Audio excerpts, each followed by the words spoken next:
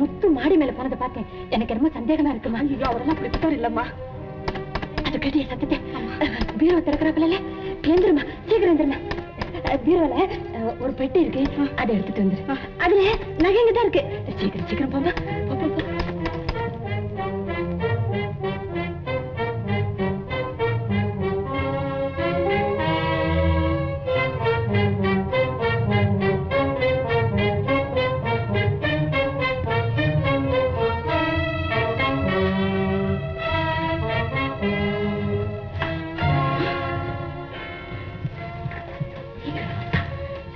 நீங்களா இந்த வேலையை செய்யறது?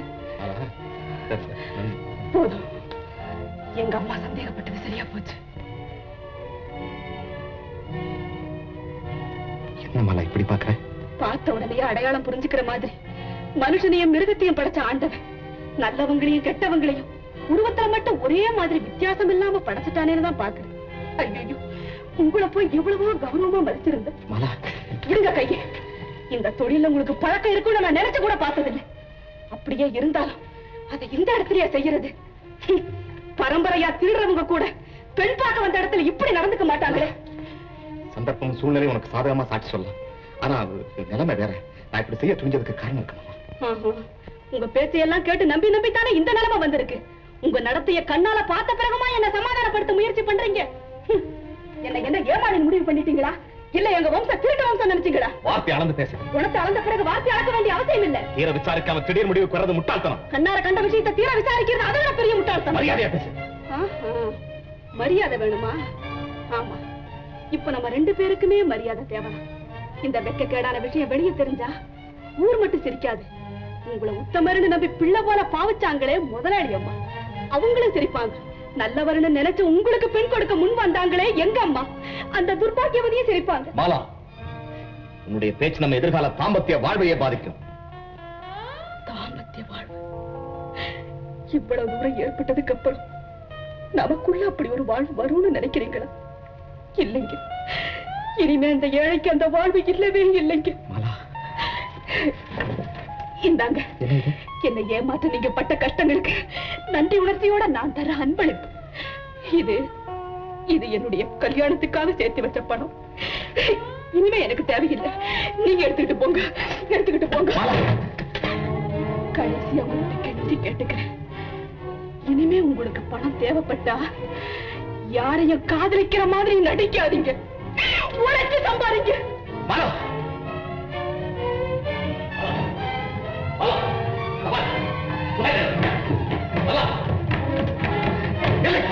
ஏன் இன்னும் எப்படினாலே வந்துட்டு இருக்கீங்க?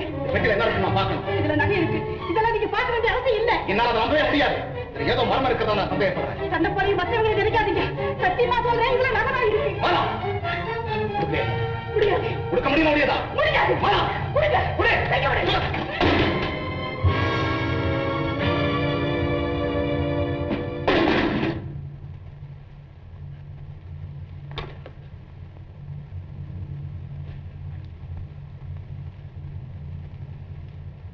மாலா, பாருங்க, நகைகளை தவிர வேற ஒண்ணுமே இல்லைன்னு சொன்னியே, இதெல்லாம் நகைகளா? இப்ப சொல்லு, யார் நாணயம் இல்லாதவன்? யார் வம்சம் திருட்டு வம்சம்? பொய்யையும் புரட்டையும் சொல்லி இதுவரைக்கும் ஏமாற்றிருந்த கூட்டம் யாரு கூட்டம்? உண்மையா? உண்மை தெரிஞ்சு போனா வேஷம் கலைஞ்சு போகணும்னு பயந்ததானே கொலைப்பெட்டிய நகைப்பெட்டின்னு கௌரவமா பொய் சொல்லி எடுத்து போகாத. பொய் சொன்னா அம்மா, கண்ணீரை பார்த்து ஏமாற நான் தயாரா இல்லை. இதுவரைக்கும் நீ திட்டம் போட்டு செய்த பாரசமெல்லாம் எனக்கு புரிஞ்சு போச்சு. என்ன பார்த்தா சொல்றீங்க? எனக்கு ஒண்ணுமே புரியல. மயக்கம் வர மாதிரி இருக்குது. கள்ளம் கபடம் இல்லாதவ நல்லவன்னு நம்பி இருந்தேன். ஆனா நினைக்கவே முடியாத பயங்கர ரகசியங்கள்லாம் மறைச்சு வச்சிருக்கிறியா மாலா? மறைச்சு வச்சேனா? நானா? வேற என்ன? ஒரு பெரிய கோடீஸ்வரனுடைய கொலையில உன் குடும்பமே சம்பந்தப்பட்டிருக்கு தெரிந்தானே பணக்காரனை கண்டா பிடிக்காத மாதிரி நடிச்சேன். கொலையா? ஆமா. ஐயோ, என்னென்னமோ சொல்றீங்களே, எனக்கு எதுவுமே தெரியாது. உனக்கு எதுவுமே தெரியாது? இந்த பார், இந்த படத்தில் இருக்கிறதா நீ வேலை செய்யற ஸ்தாபனத்துடைய சொந்தக்காரன். அதாவது பாபநாசம் எஸ்டேட் உரிமையாளர் சுந்தரம் பிள்ளை அவர் கொலை செய்யப்பட்டு தான் செத்தார். அவர் உயிரை பிடிச்சது இந்த கத்திதான் நான் நினைக்கிறேன். அப்படின்னா கொலை செய்தது யாருன்னு நீ நினைக்கிறியா? நான் சந்தேகப்படுறது உங்க அப்பாவான். எங்க அப்பாவா? ஏன் இந்த பாசாங்க உங்க அப்பா படத்தை வீட்டிலேயே வச்சுக்கிட்டு அவர் உருவத்தை கூட பார்த்ததுல உருக்கமா நடிச்சே பாரு உங்க அப்பாவை. இவரு எங்க அப்பாவா?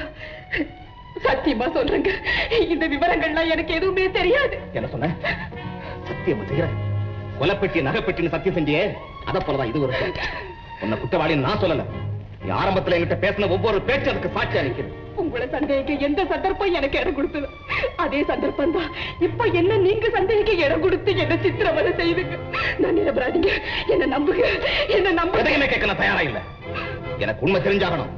ஒண்ணு நீ சொல்லணும், இல்ல போலீஸ்.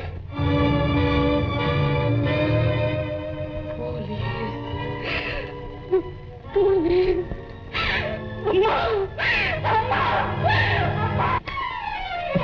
அம்மா அம்மா, என்னம்மா இதெல்லாம்? வாழ வேண்டிய ஒரு பெண்ணுடைய வாழ்வு அநியாயமா ஒரு பொய்ய சொல்ல வச்சு பாழாக்கிட்டீங்க.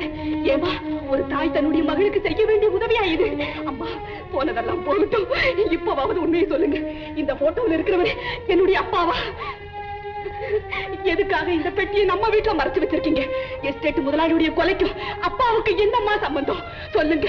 உண்மையை இன்னும் மறைச்சு வச்சு ஒரு பாவம் மரியாதை உங்க பெண்ணை வாழ்க்கையை பாழாக்கிடாதீங்க அம்மா. அம்மா சொல்லுங்கம்மா. சொல்ல மாட்டீங்களா? ஏமா பேசாம இருக்கீங்க? சொல்லுங்கம்மா. இப்படி ஒரு கொலைகாரிக்கு மகளா பிறந்திருக்கிறத விட பிறக்காம இருந்திருக்கலாம்.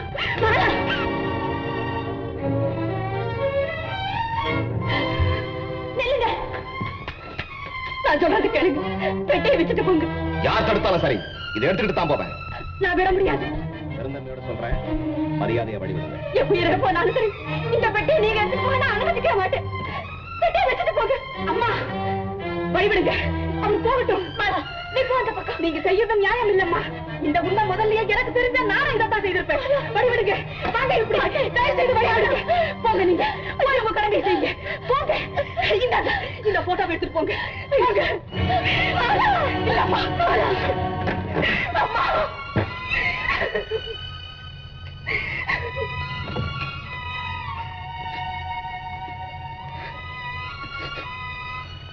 அம்மா, அம்மா அம்மா அம்மா, அடிப்பாவி, நம்ம குடும்ப கௌரவத்தையும் சன்மானத்தையும் அந்த பெட்டியில தான் இத்தனை நாளா போட்டு வச்சிருந்து அதை வெளியில போக விட்டுட்டேடி. அவர் வந்து கேட்டா நான் என்ன பதில் சொல்வேன்? நான் என்ன பதில் சொல்வேன்? அம்மா, பாப்பா வா. கல்யாண விஷயம் எல்லாம் என்னாச்சு? அந்த கல்யாணம் நடக்காது. என்னப்பா சொல்ற? நான் கேட்கறது பதில் சொல்லுங்க. எஸ்டேட் மாலை கொலை செய்தது யாருன்னு தெரியுமா உங்களுக்கு? ஏன் இப்படி எல்லாம் கேக்குற? காரணமா தான் கேட்கறேன், சொல்லுங்க. தெரியாது. எனக்கு மட்டும் இல்ல, போலீஸுக்கே குற்றவாளி யாருன்னு இது வரைக்கும் தெரியாது. எனக்கு தெரியும். நான் கண்டுபிடிச்சிட்டேன். அந்த குற்றவாளி வேற யாரும் இல்ல, மாலாவுடைய அப்பா தான். என்னப்பா சொல்ற? எந்த ஆதாரத்தை வச்சு இப்படி எல்லாம் சொல்ற? பாருங்க பாருங்க, அவரை கொலை செய்த கத்தி, அவருடைய டைரி, இதோ கொலைகாரனுடைய போட்டோ. இவரா இவரா இவரா எஸ்டேட் முதலாளி கொலை செய்தவர்? இவர் மாதிரி இருக்கீங்க. இவர் உங்களுக்கு தெரியுமா? தெரியும். இவர்தான் என் கணவர். இவரா? இவரா உங்க கணவர்? ஆமாப்பா. அம்மா, முதலாளியை கொலை செய்யற அளவுக்கு உங்க கணவருக்கு அவர் மேல என்னமா பகை? செல்வம் சிறு குழந்தையா இருக்கும் போது சொத்தை அபகரிக்கிறதுக்காக சூழ்ச்சி செஞ்சார். நான் எவ்வளவோ தடுத்தேன், என் பேச்சு கேட்கல. இந்த சூழ்ச்சி எப்படியோ எங்க அண்ணனுக்கு தெரிஞ்சு போச்சு. உடனே அவரை வீட்டை விட்டு விரட்டிட்டார். என்னையும் அவரோட அனுப்ப மறுத்துட்டார். இதுதான்ப்பா இந்த பகைக்கே காரணம். ஆனா இந்த பகை மனசுல வச்சுக்கிட்டு அவர்தான் எங்க அண்ணனை கொலை செய்திருப்பாருன்னு நான் கனவுல கூட நினைக்கலப்பா. நான் கனவுல கூட நினைக்கல. அவர் பதிவு திருமணம் செஞ்சுக்கிட்டதுக்கு அப்புறம் தான்மா எஸ்டேட் முதலாளியை கொலை செய்ய அவர் திட்டமிட்டு வேலை செய்யறது எனக்கு தெரிஞ்சது. நான் எவ்வளவோ சொல்லி பார்த்தேன், கேட்கல. நீ 1 வருஷத்து குழந்தையா இருந்தப்ப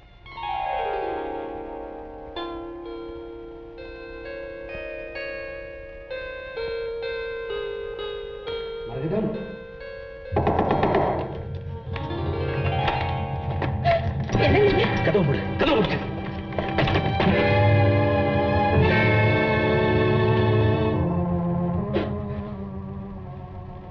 என்னங்க இது?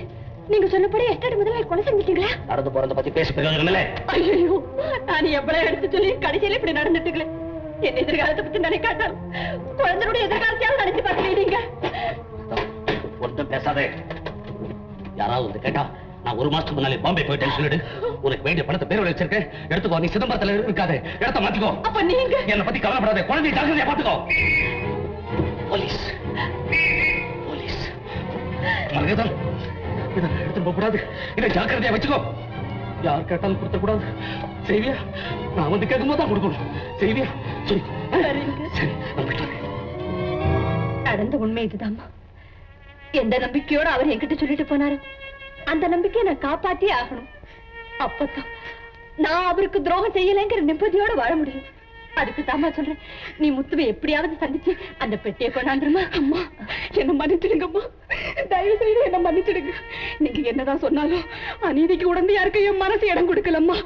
அம்மா, அந்த பெட்டியை நான் போய் கேட்க மாட்டேம்மா, கேட்கவே மாட்டேன். உங்களை வேண்டி கேட்டுக்கிறேன், தயவு செய்து இந்த பெட்டி என்கிட்ட கொடுத்துருங்க. எனக்காக நீங்க எவ்வளவோ தியாகம் செய்திருக்கிறீங்க. அந்த தியாகத்துக்கெல்லாம் நன்றி தெரிவிக்கிறதுக்கு ஒரு சிறு சந்தர்ப்பத்தை கொடுங்க. உங்க கணவன் மேல வழக்கு போடுறதுனாலயோ வாதாடுறதுனாலயோ இறந்து போன முதலாளி திரும்பி வந்துட போறதில்லை. இந்த விஷயத்தை இப்படியே மூடி மறைச்சிடும். ஒருவேளை செல்வத்துக்கு இந்த விஷயம் தெரிஞ்சா அவர் ஏதாவது நினைப்பாரோ நீங்க சந்தேகப்பட வேண்டியதில்லை. செல்வமே என்னுடைய நிலைமையில் இருந்தா இதை தரமா சொல்லுவார். முத்து, என்ன சொன்ன? என் செல்வத்தை அவ்வளவு சாதாரணமாக நினைச்சுக்கிட்டேன். அவன் யார் தெரியுமா? பாக்கியம் வளர்த்த பிள்ளை. நேர்மைக்கு விரோதமா எந்த காரியத்தையும் மனசார கூட நினைக்க மாட்டான். போதும். உறவுக்காகவோ பணத்துக்காகவோ உண்மையை மறைக்கிறது சமூக துரோகம். சொந்த பந்தங்களுக்கு அப்பாற்பட்டது நீதி. என்னடி உன் நீதி?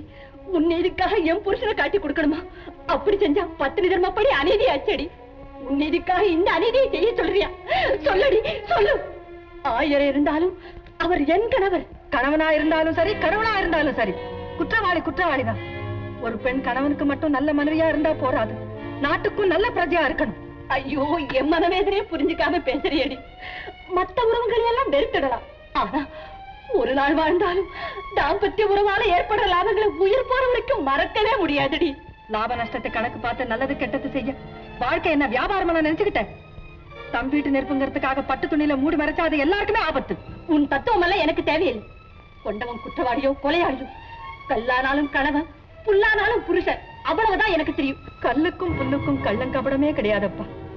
அதனாலதான் அப்படிப்பட்ட புருஷன் கடவுளுக்கு மேலாக மதிக்கணும்னு பெரியவங்க சொன்னாங்க. ஆனா கபடமே உருவான புருஷனை என்ன செய்ய முடியும்? சட்டத்தின் கையில தான் ஒப்படைக்கணும்.